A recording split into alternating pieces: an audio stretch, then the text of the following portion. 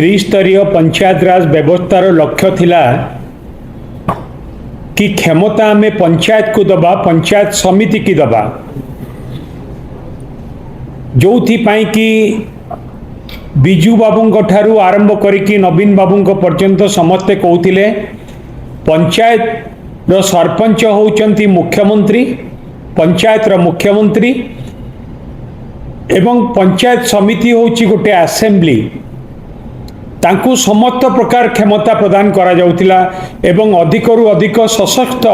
पंचायत राज व्यवस्था को करा जाइतिला हमर प्रिय नेता पूर्वतन मुख्यमंत्री श्रीयुक्त नवीन पट्टनायक समय रे। किंतु बीजेपी सरकार ओडिशा रे गोटे कैबिनेट मीटिंग जरिया रे जो निष्पत्ति नैचंती से निष्पत्ति गणतंत्र को हत्या करा जाउची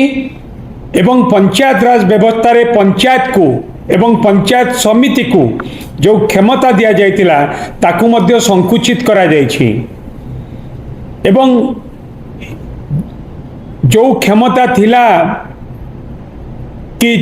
ब्लॉक रो अध्यक्ष माने चेयरमैन माने एडमिनिस्ट्रेटिव अप्रूवल करिवे, बिल पास करेबे, जा फल कि चेयरमैन मानकर गोटे कंट्रोल रोथिला जो काम होउची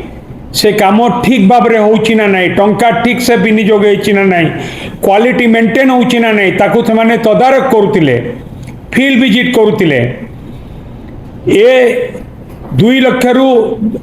10 लाख टंका पर्यंत चेयरमैन को हाथ रे आउ जो बिल पास पाई कंट्रोल रहिबो नाही एवं विभिन्न प्रशासनिक अनुमोदन रे मध्य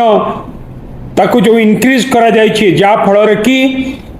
ब्लॉक उपरे आउ कोनोसी काम दाम रे कंट्रोल रहिबोनी। केवल ए कथा को करा जाइछि बीजेपी सरकार तांकर शासन क्षमता को अपव्यवहार करके मारी पिटिकी खाइबा पाई, फॉल्स बिल करिया पाई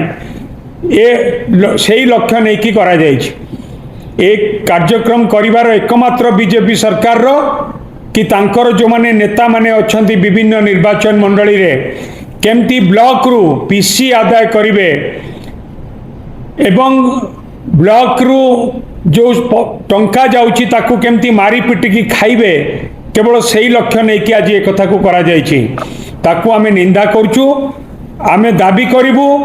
ए जो निष्पत्ति होइछि ताकू सरकार प्रत्याहार करंतु। जदि ए निष्पत्ति रे परिवर्तन न आनिबे